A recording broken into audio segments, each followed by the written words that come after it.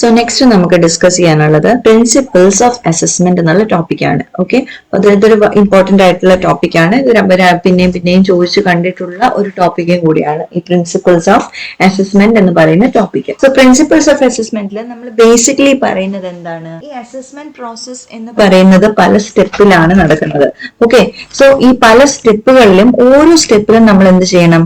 ഇതിന്റെ പ്രിൻസിപ്പിൾസ് എന്താണ് നോക്കേണ്ടി വരും. ഓക്കെ, സോ ഫസ്റ്റ് നമുക്ക് നോക്കാം what are the basic principles of assessment test. അപ്പൊ ബേസിക് പ്രിൻസിപ്പിൾസ് എന്താണ്? Reliability, validity and relevance and transferability. അതായത് എന്താണ്? ഒരു അസസ്മെന്റ് ടെസ്റ്റ് നടത്തിയാൽ ആ ടെസ്റ്റ് എന്തായിരിക്കണം? റിലയബിൾ ആയിരിക്കണം, അല്ലെ? റിലയബിൾ എന്ന് പറയുമ്പോൾ എന്താണ്? രണ്ടാമത് ആ ടെസ്റ്റ് കണ്ടക്ട് ചെയ്താലും നമുക്ക് എന്ത് കിട്ടണം? റിസൾട്ട് സെയിം കിട്ടണം. അല്ലാതെ നമ്മൾ റിസൾട്ട് ഓരോ വട്ടം ചെയ്യുമ്പോഴും റിസൾട്ട് മാറി മാറി വന്നാൽ ആ ടെസ്റ്റ് നമുക്ക് റിലയബിൾ ആയിട്ട് എടുക്കാൻ പറ്റുമോ? ഇല്ല. ഇപ്പൊ നമ്മളൊരു ബ്ലഡ് ടെസ്റ്റിന്റെ തന്നെ കാര്യം ആലോചിച്ച് നോക്കുക. ഇപ്പൊ നമ്മൾ ബ്ലഡ് ടെസ്റ്റ് ഇന്ന് ചെയ്തിട്ട് നമ്മളിപ്പം എന്തെങ്കിലും ഒരു ലെവൽ ചെക്ക് ചെയ്യാൻ, കൊളസ്ട്രോൾ ലെവൽ ചെക്ക് ചെയ്യാനായിരിക്കും ബ്ലഡ് ടെസ്റ്റ് ചെയ്തിട്ടുണ്ടാവുക. ഇന്ന് ചെയ്തിട്ട് നാളെ പോയി ബ്ലഡ് ടെസ്റ്റ് ചെയ്യുമ്പോൾ അഗെയിൻ കൊളസ്ട്രോൾ ലെവൽ നമുക്ക് വേറെ ആയിട്ട് കിട്ടിയാൽ ആ ടെസ്റ്റ് നമ്മൾ റിലയബിൾ ആയിട്ട് എടുക്കുമോ? ഇല്ല. സോ അസസ്മെന്റ്, ഒരു ഫസ്റ്റ് പ്രിൻസിപ്പിൾ ഓഫ് അസസ്മെന്റ് എന്താണ്? Assessment test should be reliable. Okay, അത് കൺസിസ്റ്റന്റ് ആയിരിക്കണം. രണ്ടാമത്തെ എന്താണ്? വാലിഡിറ്റി. വാലിഡിറ്റി എന്ന് പറഞ്ഞാൽ എന്താണ്? ഇത് ആ ഒരു test that should be accurate, അല്ലെ? അതിനൊരു ആക്യുറസി വേണം. നമ്മൾ ചെയ്യുന്ന ടെസ്റ്റിന്റെ ആ വാല്യൂ എന്ന് പറയുന്നത് നമുക്ക് വിശ്വസിക്കാൻ പറ്റുന്ന, അല്ലെങ്കിൽ അത് ആക്യുറേറ്റ് ആയിട്ടുള്ളൊരു ടെസ്റ്റ് ആയിരിക്കണം. തേർഡ് വൺ എന്താണ്? അത് റിലയബിൾ, അല്ലെങ്കിൽ അതിന് റെലവൻസ് എന്താണ്? Okay, third one is relevance and transferability എന്ന് പറഞ്ഞാൽ എന്താണ്? ആ ഒരു ചെയ്യുന്ന ടെസ്റ്റിന് എവിടെയെങ്കിലും എന്തുണ്ടാവണം? ആപ്ലിക്കേഷനും ഉണ്ടാവണം. It should be applicable. Okay, so ഇത് മൂന്നുമാണ് ബേസിക്കലി നമ്മൾ പറയുന്ന അസസ്മെന്റിന്റെ പ്രിൻസിപ്പിൾസ് എന്ന് പറയുന്നത്. Okay, now going to the next section, അല്ലെങ്കിൽ ഇത് ബേസിക് ആയിട്ട് നമ്മൾ ഇതാണ് അസസ്മെന്റിന്റെ പ്രിൻസിപ്പിൾ എന്ന് പറഞ്ഞാലും അസസ്മെന്റ് പ്രോസസ്സ് നടക്കുന്നത് ഒരു 5 സ്റ്റേജസിലൂടെയാണെന്ന് നമുക്ക് പറയാം. ഓക്കെ, അതായത് ഫസ്റ്റ് നമ്മൾ എന്താ ചെയ്യുന്നുണ്ടാവുക? നമ്മളിപ്പോ ഒരു അസസ്മെന്റ് വേണം എന്ന് വിചാരിക്കുകയാണെങ്കിൽ, അല്ലെങ്കിൽ ഒരു അസസ്മെന്റ് പ്രോസസ്സ് നമ്മളെ തന്നെ പ്രിപ്പയർ ചെയ്യുകയാണെങ്കിൽ ഫസ്റ്റ് നമ്മൾ എന്താ ചെയ്യുന്നുണ്ടാവുക? First we will be selecting the methods for assessment. Okay, അപ്പൊ സ്റ്റാർട്ട് ചെയ്യുന്നത് നമ്മൾ എങ്ങനെയാണ്? ഏത് മെത്തേഡിലാണ് ഞാൻ ഈ അസസ്മെന്റ് നടത്താൻ പോകുന്നത് എന്നുള്ളതിന്റെ സെലക്ഷൻ ആയിരിക്കും ഫസ്റ്റ് ചെയ്യേണ്ടത്. അപ്പം ഏത് മെത്തേഡാണ് സെലക്ട് ചെയ്യുന്നത് എന്നുള്ളതിന് നമുക്ക് എന്ത് ചെയ്യാനുണ്ട്? ഒരു സെറ്റ് ഓഫ് പ്രിൻസിപ്പിൾസ് നമുക്ക് മെയിൻറ്റെയിൻ ചെയ്യാനുണ്ട്. അല്ലെങ്കിൽ നമ്മൾ ഒരു സെറ്റ് ഓഫ് പ്രിൻസിപ്പിൾസ് അനുസരിച്ചാണ് ഏത് ടെസ്റ്റ് ആണ് ഈ അസസ്മെന്റ് കണ്ടക്ട് ചെയ്യാനായിട്ട് ഞാൻ ഉപയോഗിക്കാൻ പോകുന്നതെന്ന് തീരുമാനിക്കുന്നത്. അതേപോലെ തന്നെ ഇപ്പൊ നമ്മൾ മെത്തേഡ് തീരുമാനിച്ചു എന്ന് വെച്ചോ. ഈ മെത്തേഡ് തീരുമാനിച്ചു കഴിഞ്ഞാൽ നമ്മൾ അവിടെ എന്ത് കളക്ട് ചെയ്യുന്നുണ്ടാവും? ഡേറ്റ കളക്ട് ചെയ്യുന്നുണ്ടാവും, അല്ലേ? So collection of assessment information. അപ്പം അസസ്മെന്റ് ഇൻഫർമേഷൻ കളക്ട് ചെയ്യുന്നതിലും നമുക്ക് എന്ത് മെയിൻറ്റെയിൻ ചെയ്യാനുണ്ട്? ഒരു സെറ്റ് ഓഫ് പ്രിൻസിപ്പിൾസ് മെയിൻറ്റെയിൻ ചെയ്യാനുണ്ട്. Then after collecting all the data, what is the next one? How to judge and score the students' performance. അപ്പം judging and scoring of students' performance, ആ ഒരു പ്രോസസ്സിലും നമുക്ക് എന്തുണ്ട്? ഒരു സെറ്റ് ഓഫ് പ്രിൻസിപ്പിൾസ് നമുക്ക് എപ്പോഴും maintain ചെയ്ത് പോകേണ്ടതുണ്ട്. Okay, and after judging and scoring നമുക്ക് എന്ത് ചെയ്യണം? കിട്ടിയ ആ സ്കോർ നമ്മൾ ഇന്റർപ്രറ്റ് ചെയ്യണം, അല്ലെ? അതിനെ സമ്മറൈസ് ചെയ്ത് ആ സ്കോർ നമ്മൾ ഇന്റർപ്രറ്റ് ചെയ്യും. അവിടെയും നമ്മൾ എന്തുണ്ട്? ഒരു സെറ്റ് ഓഫ് പ്രിൻസിപ്പിൾസ് മെയിൻറ്റെയിൻ ചെയ്യുന്നുണ്ട്. ആൻഡ് ഫൈനലി നമ്മൾ ഇന്റർപ്രറ്റ് ചെയ്ത് എല്ലാം റെഡിയാക്കി കഴിയുമ്പോൾ we have to report this. Okay, നമ്മൾക്ക് നമ്മുടെ അസസ്മെന്റിലൂടെ കിട്ടിയ നമ്മുടെ ഫൈൻഡിങ്സിനെ നമ്മൾ എന്ത് ചെയ്യണം? റിപ്പോർട്ട് ചെയ്യണം. റിപ്പോർട്ട് ചെയ്യുമ്പോഴും നമ്മൾ കീപ്പ് ചെയ്യേണ്ട കുറച്ച് പ്രിൻസിപ്പിൾസ് ഉണ്ട്. അപ്പൊ ഞാൻ പറയുന്നത്, നമ്മളിപ്പം അസസ്മെന്റ് പ്രോസസ്സിനെ നമുക്ക് ജനറൽ ആയിട്ട് ഒരു 5 സ്റ്റെപ്സിൽ ഡിവൈഡ് ചെയ്യാം. 5 സ്റ്റെപ്സ് ഏതൊക്കെയാണ്? ആദ്യം നമ്മൾ ഏത് മെത്തേഡിലാണ് അസസ്മെന്റ് കണ്ടക്ട് ചെയ്യേണ്ടതെന്ന് ഡിസൈഡ് ചെയ്യും. അത് കഴിഞ്ഞ് നമ്മൾ ഡേറ്റ കളക്ട് ചെയ്യും. അത് കഴിഞ്ഞ് നമ്മൾ എന്ത് ചെയ്യും? ജഡ്ജിങ് ആൻഡ് സ്കോറിംഗ് പ്രോസസ് ചെയ്യും. അതിനുശേഷം നമ്മൾ സമ്മറൈസ് ചെയ്തിട്ട് ഡേറ്റ ഇന്റർപ്രറ്റ് ചെയ്യും, അല്ലെങ്കിൽ സ്കോറിനെ ഇന്റർപ്രറ്റ് ചെയ്യും. ഈ ഇന്റർപ്രറ്റ് ചെയ്ത സ്കോറിനെ നമ്മൾ റിപ്പോർട്ട് ചെയ്യും. അപ്പം ഈ ഓരോ സ്റ്റേജിലും നമുക്ക് എന്ത് ചെയ്യണം? ഒരു സെറ്റ് ഓഫ് പ്രിൻസിപ്പിൾസ് മെയിൻറ്റെയിൻ ചെയ്യേണ്ടതായിട്ട് ഉണ്ട്.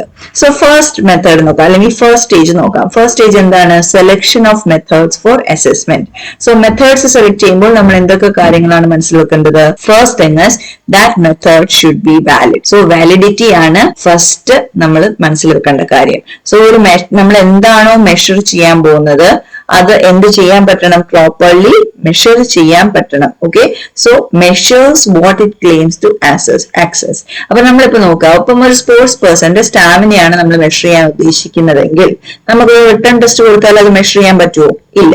അപ്പൊ നമ്മൾ ടെസ്റ്റ് മെത്തേഡ് എന്തായിരിക്കണം? എന്താണോ നമുക്ക് മെഷർ ചെയ്യേണ്ടത് അത് പ്രോപ്പർ ആയിട്ട് മെഷർ ചെയ്യാൻ പറ്റുന്ന ഒരു മെത്തേഡാണ് നമ്മൾ അവിടെ ചൂസ് ചെയ്യേണ്ടത്. രണ്ടാമത്തെ എന്താണ്? റിലയബിലിറ്റി ഇപ്പൊ കോമൺ പോയിന്റ് ആയിട്ട്, ചിലതൊക്കെ കോമൺ പോയിന്റ് ആയിട്ട് നമുക്ക് എല്ലാത്തിലും കാണുന്നുണ്ടാവും. So what is this reliability എന്ന് പറഞ്ഞാൽ അതിന്റെ റിസൾട്ട്സ് എന്തായിരിക്കണം? നേരത്തെ പറഞ്ഞതുപോലെ തന്നെ ഇറ്റ് ഷുഡ് ബി കൺസിസ്റ്റന്റ്. നമ്മൾ ഇന്ന് ചെയ്യുന്ന റിസൾട്ടും നാളെ ചെയ്യുന്ന റിസൾട്ടും നമ്മൾ എന്തുണ്ടാവരുത്, ആ ഒരു സിമിലർ കണ്ടീഷൻസിലാണ് ചെയ്യുന്നതെങ്കിൽ ആ results should be matching. Okay, so അവിടെ റിലയബിലിറ്റി വരണം. മൂന്നാമത്തത് എന്താണ്? ഫെയർനെസ് എന്ന് പറഞ്ഞാൽ എന്താണ്? ബയസ് ഒന്നും പാടില്ല. അതായത് ആരെയും നമ്മൾ എന്ത് ചെയ്യരുത്? ഫേവർ ചെയ്യരുത്.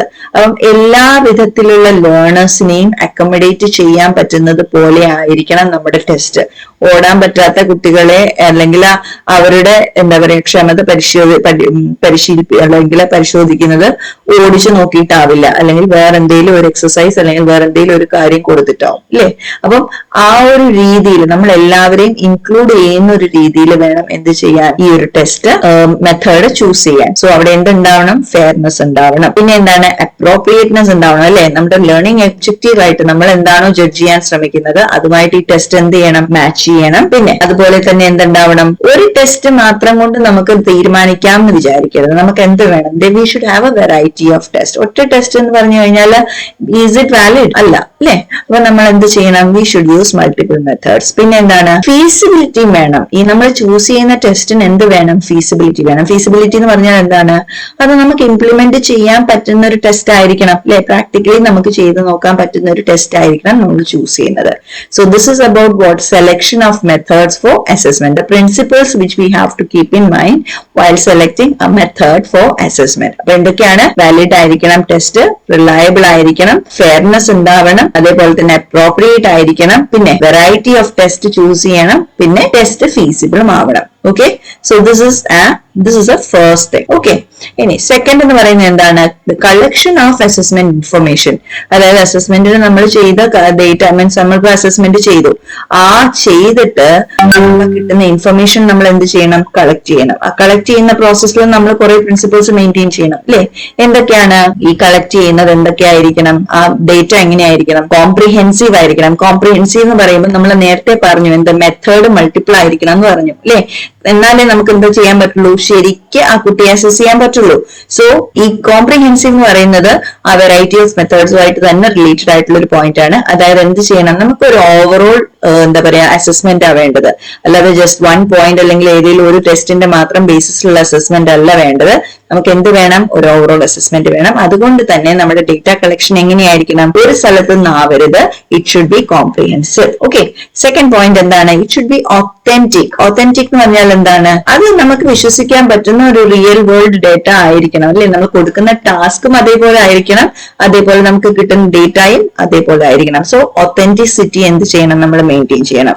പിന്നെ തേർഡ് വൺ എന്താണ്? നമ്മൾ ഒറ്റ ദിവസം കൊണ്ട് കളക്ട് ചെയ്ത് തീർക്കണതാണോ? അല്ല, കണ്ടിന്യൂസ് ആയിട്ട് സിസ്റ്റമാറ്റിക് ആയിട്ട് ചെയ്യേണ്ടതാണ് ഈ അസസ്മെന്റ് പ്രോസസ്സ് അല്ലെ.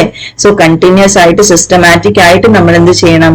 ഈ അസസ്മെന്റിന്റെ ഡേറ്റയും കളക്ട് ചെയ്യണം. സോ അവിടെ എന്ത് ഉണ്ടാവണം? ഒരു കണ്ടിന്യൂസ് പ്രോസസ് ആയിട്ട് ഒരു പ്രോപ്പർ ആയിട്ടുള്ള രീതിയിൽ വേണം നമ്മളത് ചെയ്യാൻ. പിന്നെ നെക്സ്റ്റ് എന്താണ്? ഒബ്ജക്ടിവിറ്റി. എന്താ അവിടെ ഉണ്ടാവരുത്? പേഴ്സണൽ ബയസ് അവിടെ ഉണ്ടാവരുത്. ഈ അസസ്മെന്റ് ഡേറ്റ കളക്ട് ചെയ്യുമ്പോൾ നമ്മൾ എന്ത് ചെയ്യണം? അവിടെ ആരെയും നമ്മൾ സ്പെഷ്യലായിട്ട് കൺസിഡർ ചെയ്യുകയോ അല്ലെങ്കിൽ ഒരു കുട്ടിക്ക് 5 മിനിറ്റ് കൂടുതൽ കൊടുക്കരുതെന്ന്. ഓക്കെ, അവിടെ എന്ത് വേണം? ഒബ്ജക്റ്റീവ് ആയിട്ട് തന്നെ നമ്മൾ എന്ത് ചെയ്യണം? കാര്യങ്ങൾ ഡീൽ ചെയ്യണം. അപ്പൊ നമ്മൾ ചിലർക്ക് നമ്മൾ സബ്ജക്റ്റീവ് ആയിട്ട് എന്തെങ്കിലും ഒരു അസസ്മെന്റിൽ അങ്ങനെ മാറ്റി നമ്മൾ എന്താ പറയാ ഡേറ്റ കളക്ട് ചെയ്യുന്ന അല്ലെങ്കിൽ പേപ്പർ കളക്ട് ചെയ്യുന്ന സമയം കൂടുതൽ കൊടുത്ത് അങ്ങനെയൊക്കെ ചെയ്യുകയാണെങ്കിൽ അതെന്തായില്ല? അത് ഒബ്ജക്റ്റീവ് ആയില്ല, നമ്മളവിടെ പേഴ്സണൽ ബയസിൽ വന്നു. സോ അങ്ങനെ ചെയ്യരുത്. പിന്നെ എന്താണ്? നമ്മൾ കളക്ട് ചെയ്യുന്ന ഡേറ്റ റെലവെന്റ് ആയിരിക്കണം. അതായത് നമ്മുടെ ഗോൾസ് അല്ലെങ്കിൽ നമ്മൾ എന്താണോ അസസ് ചെയ്യാൻ ശ്രമിക്കുന്നത്, നമ്മുടെ ലേണിംഗ് ഒബ്ജക്റ്റീവ്സ് എന്താണോ അതിനായിട്ട് റെലവെന്റ് ആയിട്ടുള്ള ഡേറ്റ ആയിരിക്കണം നമ്മൾ കളക്ട് ചെയ്യുന്നത്. ഇപ്പൊ സ്റ്റാമിന വേണ്ടുമ്പോൾ നമ്മൾ മെഷർ ചെയ്യാൻ നോക്കുമ്പോൾ ആ കളക്ട് ചെയ്യുന്ന ഡേറ്റയിൽ എന്താ ഉണ്ടാവേണ്ടത്? ആ കുട്ടിയുടെ ഒരു സ്റ്റാമിനയുടെ റിലേറ്റഡ് ആയിട്ടുള്ള ഡേറ്റ ഉണ്ടാവേണ്ടത് അല്ലെ. അല്ലാതെ റിട്ടേൺ ടെസ്റ്റിൽ എത്ര ഇത് കിട്ടി അല്ലെങ്കിൽ റിട്ടേൺ ടെസ്റ്റിൽ അല്ലെങ്കിൽ എന്താ പറയാ പ്രാക്ടിക്കൽ എഴുത്ത് പരീക്ഷയിൽ എത്ര മാർക്ക് വാങ്ങിച്ചു എന്നുള്ളതല്ല അവിടെ വേണ്ടത്. നമ്മൾ ആ ഒബ്ജക്റ്റീവ് ആയിട്ട് റെലവെന്റ് ആയിട്ടുള്ള ഒരു എന്താ പറയാ അസസ്മെന്റ് അല്ലെങ്കിൽ ഡേറ്റയാണ് നമുക്ക് അവിടെ ആവശ്യമായിട്ടുള്ളത് അല്ലെ. സ്റ്റാമിന മെഷർ ചെയ്യുമ്പോൾ നമ്മൾ ഹൈറ്റ് എത്രയാന്ന് പറഞ്ഞിട്ട് കാര്യമുണ്ടോ? ഇല്ല. അപ്പം ആ ഒരു റെലവൻസ് എന്താണ് ഉണ്ടാവണം.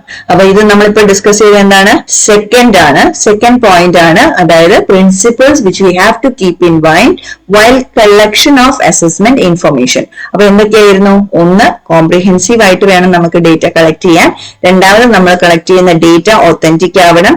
മൂന്നാമത്, നമ്മൾ കളക്ട് ചെയ്യുന്ന ഡേറ്റ എങ്ങനെയായിരിക്കണം? നമ്മൾ എങ്ങനെ ഡേറ്റ കളക്ട് ചെയ്യണം? കണ്ടിന്യൂസ് ആയിട്ട്, സിസ്റ്റമാറ്റിക് ആയിട്ട് വേണം നമ്മൾ ഡേറ്റ കളക്ട് ചെയ്യാൻ. നാലാമത് എന്ത് ചെയ്യണം?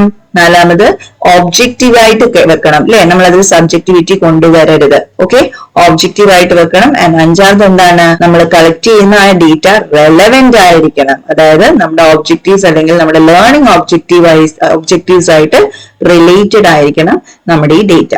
ഓക്കെ, ഇത് ക്ലിയർ ആണെന്ന് വിചാരിക്കുന്നു. ഇനി ഡേറ്റ കളക്ഷൻ ചില മെത്തേഡ്സ് ഒക്കെ ഉണ്ട്. അപ്പൊ എന്തൊക്കെയാണ്? ഒന്ന്, ഒബ്സർവേഷനിലൂടെ നമുക്ക് കളക്ട് ചെയ്യാം. അതേപോലെ ഇന്റർവ്യൂസിലൂടെ നമുക്ക് കളക്ട് ചെയ്യാം. റേറ്റിംഗ് സ്കെയിൽസ് യൂസ് ചെയ്യാം അല്ലെ. റേറ്റിംഗ് സ്കെയിൽസ് പറഞ്ഞാൽ എന്താ? നമ്മൾ ആ റേറ്റിംഗ് കൊടുക്കത്തില്ലേ, 1 to rating scale of 1 to 10 എന്നൊക്കെ പറഞ്ഞിട്ട്. സോ റേറ്റിംഗ് സ്കെയിൽസ് യൂസ് ചെയ്യാം. അതേപോലെ ടെസ്റ്റുകൾ യൂസ് ചെയ്യാം. So any of these methods can be used for what? Data collection. Okay, ഇനി തേർഡ് എന്താണ്? നമ്മൾ ഈ ഡേറ്റയൊക്കെ കളക്ട് ചെയ്തു. ഇനി അടുത്ത് നമ്മൾ എന്ത് ചെയ്യണം? ജഡ്ജിങ് ആൻഡ് സ്കോറിങ് ചെയ്യണം അല്ലെ. നമുക്ക് കിട്ടിയ ഡേറ്റയെ നമ്മൾ ജഡ്ജ് ചെയ്യുകയും അതിനൊരു സ്കോർ കൊടുക്കുകയും ചെയ്യണം. അപ്പൊ ജഡ്ജിങ് ആൻഡ് സ്കോറിംഗിൽ മെയിൻറ്റെയിൻ ചെയ്യേണ്ട പ്രിൻസിപ്പിൾസ് അല്ലെങ്കിൽ നമ്മൾ ടേക്ക് കെയർ ചെയ്യേണ്ട പ്രിൻസിപ്പിൾസ് ആണ് ഇവിടെ ലിസ്റ്റ് ഔട്ട് ചെയ്തിരിക്കുന്നത്. അപ്പൊ ഇതിലും പല പ്രിൻസിപ്പിൾസും again and again വരുന്നതായിട്ട് കാണാം. ഓക്കെ, ഫസ്റ്റ് വൺ എന്താണ്? ട്രാൻസ്പെറൻസി എന്ന് പറയുമ്പോൾ തന്നെ എന്താണ്? ക്ലിയർ റൂബ്രിക്സ് വേണം. Okay, and this should be share in advance also. മുന്നേ തന്നെ കുട്ടികൾക്ക് നമ്മൾ ക്ലിയർ ആയിട്ട് പറഞ്ഞു കൊടുക്കണം, ഇന്ന കാര്യങ്ങളാണ് ഞാൻ നോക്കുന്നുണ്ടാവും. അല്ലെങ്കിൽ ഒരു പ്രോജക്റ്റ് വെക്കാൻ പറഞ്ഞു, അപ്പൊ പ്രോജക്റ്റിൽ എന്തൊക്കെ ഉണ്ടാവണം? ഫസ്റ്റ് പേജ് ഉണ്ടാവണം, അല്ലെങ്കിൽ ഇൻട്രൊഡക്ഷൻ ഉണ്ടാവണം, കണ്ടന്റ്സ് ഉണ്ടാവണം, അതിന്റെ ബോഡി ഉണ്ടായിരിക്കണം, ലിറ്ററേച്ചർ റിവ്യൂ ഉണ്ട്. അപ്പൊ നമ്മൾ എന്ത് ചെയ്യണം? ഇതിനൊക്കെ ഇത്ര മാർക്കാണ് എന്നുള്ള രീതിയിൽ അവർക്ക് ക്ലിയർ ആയിട്ടുള്ള ഒരു ഇൻസ്ട്രക്ഷൻ കൊടുക്കണം. എന്നാലേ കുട്ടികൾക്ക് അതനുസരിച്ച് എന്ത് ചെയ്യാൻ പറ്റുള്ളൂ? അതനുസരിച്ച് പ്രിപ്പയർ ചെയ്യാൻ പറ്റുള്ളൂ. സോ ഒരു ക്ലിയർ റൂബ്രിക്സ് ഉണ്ടാവണം, അത് മുന്നേ ഷെയർ ചെയ്തിരിക്കണം. And the test should be what? Transparent. Second one എന്താണ്? ഈ ഒരു grading system it should B consistent. Consistency എന്ന് പറഞ്ഞാൽ എന്താണ്? നമ്മൾ ഗ്രേഡിംഗ് കൊടുക്കുന്നത് എല്ലാ കുട്ടികൾക്കും ഒരുപോലെ ആയിരിക്കണം. അതായത് ഒരു യൂണിഫോം സിസ്റ്റത്തിലേക്ക് വേണം നമ്മൾ ഈ ഗ്രേഡിംഗ് ചെയ്യാനായിട്ട്. തേർഡ് വൺ നോക്കിക്കേ, ഒബ്ജക്ടിവിറ്റി. നമ്മൾ നേരത്തെ പറഞ്ഞു ഒബ്ജക്ടിവിറ്റി എന്താണ്? ഫേവറിസം അവിടെ വരരുത്. അല്ലെങ്കിൽ നമ്മൾ നേരത്തെ റൂബ്രിക്സ് ഷെയർ ചെയ്ത് അല്ലെങ്കിൽ പ്രീ ഡിഫൈൻഡ് ആയിട്ടുള്ള ക്രൈറ്റീരിയ ആണ് അവിടെ നമ്മൾ യൂസ് ചെയ്യേണ്ടത്. അല്ലാതെ നമ്മൾ എന്ത് ചെയ്യരുത്? ആ സമയത്ത് എന്നാ ശരി കുട്ടിക്ക് അങ്ങനെ പറഞ്ഞ് ഒന്നും ചെയ്യാൻ പാടില്ല. We should be very objective. അതുപോലെ തന്നെ ലാസ്റ്റ് പോയിന്റ് നോക്കിക്കേ, അവോയ്ഡിങ് ബയസ്. അവിടെ എന്ത് പാടില്ല? ഒരു ഡിസ്ക്രിമിനേഷനും പാടില്ല. ഇതുമായിട്ട് തന്നെ റിലേറ്റഡ് ആയിട്ടുള്ള ഒരു പോയിന്റ് ആണ്. ഇപ്പം ജെൻഡർ ആയിട്ട് ചില ചെറുതായി പെൺകുട്ടികൾക്ക് ഒരു 5 മിനിറ്റ് കൂടുതൽ കൊടുക്കുന്നതൊക്കെ കണ്ടിട്ടില്ലേ? അപ്പം അങ്ങനത്തെ ഡിസ്ക്രിമിനേഷനോ കാര്യങ്ങളോ ഒന്നും ചെയ്തുകൂടാ. പിന്നെ എന്താണ്? ഫീഡ്ബാക്ക് ഓറിയന്റഡ് ആയിരിക്കണം. അപ്പൊ നമുക്ക് എന്ത് കൊടുക്കണം? അത് ആ ഒരു ജഡ്ജിങ് പ്രോസസ്സിൽ നമ്മൾ പ്രതീക്ഷിക്കുന്നത് കുട്ടികൾക്ക് നമുക്ക് കൺസ്ട്രക്റ്റീവ് കമന്റ്സ് കൊടുക്കാനാണ്. അതൊരു ഫോർമേറ്റീവ് അസസ്മെന്റ് എന്നുള്ള രീതിയിലാണ്. അപ്പൊ ഫോർമേറ്റീവ് അസസ്മെന്റ് എന്ന് പറയുമ്പോൾ തന്നെ എന്താണ്? അതുകൊണ്ട് അല്ലെങ്കിൽ ഈ അസസ്മെന്റ് മെത്തേഡ് കൊണ്ട് ആ ഫീഡ്ബാക്കിലൂടെ ആ കുട്ടിക്ക് ഇംപ്രൂവ് ചെയ്യാന്നുള്ളതാണ്. അപ്പം ഫീഡ്ബാക്ക് എങ്ങനെയായിരിക്കണം? കൺസ്ട്രക്റ്റീവ് കമന്റ്സ് ഇൻക്ലൂഡ് ചെയ്യുന്ന ഫീഡ്ബാക്ക് ആണ് ആ കുട്ടികൾക്ക് നമ്മൾ കൊടുക്കേണ്ടത്, അല്ലെങ്കിൽ നമ്മുടെ ജഡ്ജിങ് ആൻഡ് സ്കോറിംഗിൽ നമ്മൾ മനസ്സിൽ വെക്കേണ്ട കാര്യം. So this is the third step. അതായത് എന്താണ്? നമ്മൾ ജഡ്ജിങ് ആൻഡ് സ്കോറിംഗിൽ കീപ്പ് ചെയ്യേണ്ട പ്രിൻസിപ്പിൾസ് ആണ് നമ്മളിപ്പോ ഡിസ്കസ് ചെയ്തത്. ഇനി നാലാമത്തെ എന്താണ്? നമ്മൾ ജഡ്ജും സ്കോറും ചെയ്ത് കഴിഞ്ഞ് സ്കോർ ഇട്ട് കഴിഞ്ഞു. ഇനി എന്ത് ചെയ്യണം? ഈ സ്കോർ അനുസരിച്ച് we should summarise and interpret the result അല്ലെ. അപ്പൊ ഈ സമ്മറൈസേഷനും ഇന്റർപ്രിറ്റേഷനും നടക്കുമ്പോൾ നമ്മൾ കീപ്പ് ചെയ്യേണ്ട പ്രിൻസിപ്പിൾസ് ആണ് ഇനി നമ്മൾ ഡിസ്കസ് ചെയ്യുന്നത്. സോ അതിൽ എന്തൊക്കെയുണ്ട്? First is accuracy. നമ്മൾ ചെയ്യുന്ന കാൽക്കുലേഷൻസ് എല്ലാം എന്തായിരിക്കണം? അവിടെ പക്ക കറക്റ്റ് ആയിരിക്കണം അല്ലെ. So the result summarization should be accurate. പിന്നെ എന്താണ്? it should have a diagnostic value. Diagnostic value എന്ന് പറഞ്ഞാൽ എന്താണ്? ഈ ഒരു സമ്മറിയിൽ നിന്ന് നമുക്ക് അവരുടെ ലേണിംഗ് ഗ്യാപ്സ് എല്ലാം ഐഡന്റിഫൈ ചെയ്യാൻ പറ്റണം. ഓക്കെ, സോ നമ്മൾ എന്താണ്? ആ കുട്ടിയെ നന്നായിട്ട് ഐഡന്റിഫൈ ചെയ്യാൻ പറ്റുന്ന രീതിയിൽ വേണം നമ്മൾ എന്ത് ചെയ്യാൻ? ആ ഒരു റിസൾട്ടിനെ സമ്മറൈസ് ചെയ്യാൻ. പിന്നെ അവിടെ എന്ത് നടക്കണം? ഒരു കമ്പാരിറ്റീവ് അനാലിസിസ് നടക്കണം. അപ്പൊ കമ്പാരിറ്റീവ് അനാലിസിസ് എന്ന് പറഞ്ഞാൽ എന്താണ്? ഒരു സ്റ്റാൻഡേർഡ് നെക്രോസ് ആയിട്ട് നമ്മൾ എന്ത് ചെയ്യണം? അവിടെ അനലൈസ് ചെയ്യണം. പിന്നെ it should have A holistic view. Holistic view എന്ന് പറഞ്ഞാൽ എന്താണ്? അതായത് ഒരു കുട്ടിയെ നമ്മൾ മൊത്തമായിട്ടാണ് കൺസിഡർ ചെയ്യേണ്ടത് അല്ലെ. ആ കുട്ടിയെ മൊത്തമായിട്ട് കൺസിഡർ ചെയ്യാന്ന് പറഞ്ഞാൽ ആ കുട്ടിയുടെ മാർക്സ് മാത്രം കൺസിഡർ ചെയ്തിട്ട് ബാക്കി ആ സ്കിൽസിനെ എല്ലാം ഇഗ്നോർ ചെയ്യാൻ പാടുണ്ടോ? ഇല്ല. നമ്മൾ എപ്പോഴും ഒരു കോംപ്രിഹെൻസീവ് ഇവാലുവേഷൻ നടത്തുന്നതാണ് പറയുന്നത്. കോംപ്രിഹെൻസീവ് എന്ന് പറഞ്ഞാൽ തന്നെ എന്താണ്? ആ കുട്ടിയുടെ എല്ലാ സ്കിൽസും നമ്മൾ അവിടെ കൺസിഡർ ചെയ്യുന്നുണ്ട്. സോ ഇവിടെ എന്ത് വേണം? ഹോളിസ്റ്റിക് ആയിട്ട് തന്നെ വേണം നമ്മൾ എന്ത് ചെയ്യാൻ? Assessment assessment, summarisation and interpretation നടത്താൻ. പിന്നെ ഇതെല്ലാം ചെയ്യുന്നതിന് എന്ത് വേണം? പർപ്പസ് വേണം അല്ലെ? അപ്പൊ നേരത്തെ പറഞ്ഞതുപോലെ തന്നെ നമ്മുടെ അസസ്മെന്റ് എന്തിന് നമ്മൾ ചെയ്തു, അല്ലെങ്കിൽ ഏത് ലേണിംഗ് ഒബ്ജക്റ്റീവ് ആണ് നമ്മൾ മുന്നിൽ വെച്ച് ഈ അസസ്മെന്റ് പെർഫോം ചെയ്തത്, ആ ഒരു എന്താ പറയാ മാച്ച് ചെയ്യണം. ആ ഒരു ഗോളുമായിട്ട് നമ്മുടെ അസസ്മെന്റ് പ്രോസസ് എന്ത് ചെയ്യണം? മാച്ച് ചെയ്യണം. സോ നമ്മൾ സമ്മറൈസ് ചെയ്യുമ്പോൾ മനസ്സിൽ വെക്കേണ്ട കാര്യങ്ങളാണ് ഇതൊക്കെ. എന്ത് വേണം? ആക്യുറസി വേണം, ഡയഗ്നോസ്റ്റിക് വാല്യൂ വേണം, കമ്പാരിറ്റീവ് അനാലിസിസ് വേണം, ഒരു ഹോളിസ്റ്റിക് വ്യൂ വേണം, അതേപോലെ തന്നെ it should B purpose driven. ഇനി നെക്സ്റ്റ് നോക്കാം, സമ്മറൈസേഷൻ ആൻഡ് ഓക്കെ. അതിന്റെ ഒരു ഇച്ചിരി ഡീറ്റെയിൽഡ് ആയിട്ടുള്ള ഒരു എക്സ്പ്ലനേഷൻ ആണിത്. നിങ്ങൾ ഒന്ന് വായിച്ചു നോക്കിയാൽ നിങ്ങൾക്ക് മനസ്സിലാവും. ഓക്കെ, ഞാൻ അത് വേറെ എക്സ്പ്ലെയിൻ ചെയ്യുന്നില്ല. ഇത് നമുക്ക് എഴുതാൻ കുറച്ചുകൂടെ എളുപ്പത്തിൽ നമുക്ക് ഇത് വേണമെങ്കിൽ ഒന്ന് വായിച്ചു നോക്കാം നിങ്ങൾക്ക്. Next is reporting. റിപ്പോർട്ടിംഗ് എന്ന് പറഞ്ഞാൽ എന്താണ്? നമ്മളിപ്പോ അസസ്മെന്റ് എല്ലാ പ്രോസസ്സും കഴിഞ്ഞു അല്ലെ? മെത്തേഡ് സെലക്ട് ചെയ്തു, ഡേറ്റ കളക്ട് ചെയ്തു, അത് നമ്മൾ ജഡ്ജ് ചെയ്തു കഴിഞ്ഞ് സമ്മറൈസ് ചെയ്തു. ഇനി അത് എന്ത് ചെയ്യണം? നമ്മൾ റിപ്പോർട്ട് ചെയ്യണം. അപ്പൊ റിപ്പോർട്ടിംഗ് എന്ന് പറഞ്ഞാൽ എന്താണ്?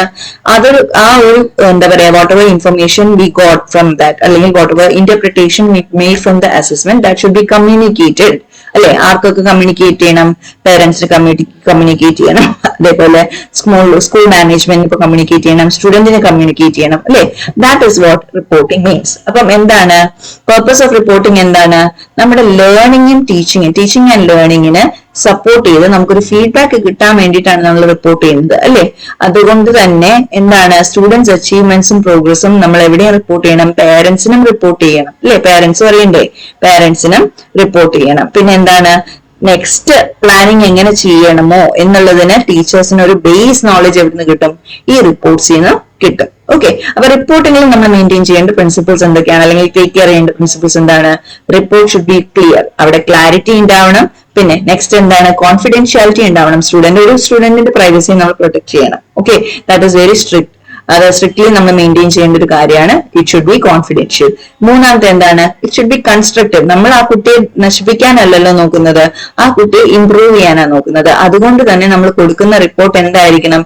ഇവിടെയൊക്കെ ഇങ്ങനെയൊക്കെ ഇംപ്രൂവ് ചെയ്യാം എന്ന് പറയണം. അതും സ്ട്രെങ്ത്തിനെ നമ്മൾ ഹൈലൈറ്റ് ചെയ്തുകൊണ്ട് തന്നെ പറയണം. Okay, so it should B constructive. പിന്നെ എന്താണ്? ടൈംലിനെസ് എന്താന്ന് പറഞ്ഞാൽ എന്താണ്? അതായത് നല്ലൊരു ലേണിംഗിന് വേണ്ടിയിട്ട് സമയത്ത് തന്നെ നമുക്ക് ഫീഡ്ബാക്ക് കൊടുക്കാൻ പറ്റണം. ഓക്കെ, അപ്പൊ അങ്ങനെ റിപ്പോർട്ട് ചെയ്തിട്ട്, അല്ലെങ്കിൽ നമ്മൾ ഇപ്പൊ റിപ്പോർട്ട് ചെയ്ത് വെച്ചിട്ട് വർഷാവസാനം അന്നത്തെ റിപ്പോർട്ട് ചെയ്തായിരുന്നു എന്ന് പറയുക, അങ്ങനെ ചെയ്തിട്ട് കാര്യമില്ലല്ലോ. ഇപ്പൊ നമ്മളൊരു ടെസ്റ്റ് എടുത്താൽ ഇപ്പൊ തന്നെ അതിന്റെ റിപ്പോർട്ട് കൊടുക്കുക. റിപ്പോർട്ട് കൊടുത്തിട്ട് പറയുക എന്ത്? ഇങ്ങനെ ഈ ഒരു സ്ഥലത്ത് ഇച്ചിരി എന്താ പറയാ, ബാക്കി ഇതെല്ലാം സ്ട്രെങ്ത് ആണ്, ബട്ട് ഇവിടെ ഒരു ചെറിയ പ്രശ്നമുണ്ട്, യു ക്യാൻ ഇംപ്രൂവ് ദിസ് എന്ന് പറഞ്ഞു കൊടുക്കുമ്പോൾ എന്താണ്? അതിനൊരു യൂസ് ഉണ്ട് അല്ലെ? പിന്നെ എന്താണ്? ആക്ഷനബിൾ. അതായത് നമ്മൾ നേരത്തെ പറഞ്ഞ പോലെ തന്നെ കൺസ്ട്രക്റ്റീവ് ആയിട്ട് നമ്മൾ അടുത്ത് നമുക്ക് എന്ത് സ്റ്റെപ്പ് എടുക്കാം, എങ്ങനെ നമുക്ക് പോവാം, അല്ലെങ്കിൽ ഈ ഒരു പഠനം കൊണ്ട് ആ കുട്ടിക്ക് എന്തൊക്കെ മീൻസ് എവിടേക്കാണ് കുട്ടിയുടെ സ്ട്രെങ്ത്, ഏത് ഡയറക്ഷനിൽ പോവാം. അപ്പൊ അങ്ങനെയുള്ളൊരു റിപ്പോർട്ടിംഗ് ആണ് നമുക്ക് വേണ്ടത്. അപ്പൊ എന്തൊക്കെയാണ് റിപ്പോർട്ടിംഗിലെ പ്രിൻസിപ്പിൾസ് വരുന്നത്? ഒന്ന്, ക്ലാരിറ്റി മെയിൻറ്റെയിൻ ചെയ്യുക. രണ്ട്, കോൺഫിഡൻഷ്യൽ ആക്കി വെക്കുക. മൂന്ന്, ഇറ്റ് ഷുഡ് ബി കൺസ്ട്രക്റ്റീവ്. പിന്നെ എന്താണ്? It should B timely given. പിന്നെ എന്താണ്? It should B actionable. Okay, അപ്പൊ ക്ലിയർ ആണെന്ന് വിചാരിക്കുന്നു. So these are the basic principles of assessment. Okay, അപ്പൊ റിപ്പോർട്ടിങ്ങിന് പല ടൈപ്സ് ഉണ്ട്. നമുക്ക് വേണമെങ്കിൽ ടീച്ചേഴ്സ് മീറ്റിംഗ് വിളിക്കാം, അല്ലെങ്കിൽ ഇൻഡിവിജ്വൽ പേരന്റ് ടീച്ചർ ഇൻഡിവിജ്വൽ പേരന്റ്സിനെ വിളിച്ചിട്ട് നമുക്ക് മീറ്റ് ചെയ്യാം, അല്ലെങ്കിൽ ഒരു ഗ്രൂപ്പ് പേരന്റ് മീറ്റിംഗ് വിളിക്കാം, അല്ലെങ്കിൽ എന്താണ് റിപ്പോർട്ടായിട്ട് നമുക്ക് വീട്ടിൽ അയച്ചു കൊടുക്കാം, അല്ലെങ്കിൽ ന്യൂസ് ലെറ്റർ ആയിട്ട് അയക്കാം. So these are all what types in which you can report. അപ്പം ഇൻ സമ്മറി എന്താണ്? Assessment principles ensure fair, valid and effective evaluation. അപ്പൊ എന്താണ്? The guide selection, collection, scoring, interpretation and reporting. അപ്പൊ ഈ ഒരു പ്രിൻസിപ്പിൾസിൽ based ആയിരിക്കും എന്ത് നമ്മുടെ എല്ലാ പ്രോസസ് ഓഫ് അസസ്മെന്റും ഉണ്ടാവുക. അപ്പൊ ഇതിനെ ബേസിക്കലി ഇതിന്റെ നീഡ് എന്താണ്, അല്ലെങ്കിൽ ഇത് എന്തിനാണ് നമ്മൾ ചെയ്യുന്നത്? ലേണിംഗ് ഇംപ്രൂവ് ചെയ്യാൻ അല്ലെ? ടീച്ചിങ് ആൻഡ് ലേണിംഗ് ഇംപ്രൂവ് ചെയ്യാനാണ് ഇത് നമ്മൾ ചെയ്യുന്നത്. സോ ഇത് ക്ലിയർ ആണെന്ന് വിചാരിക്കുന്നു. Thank you.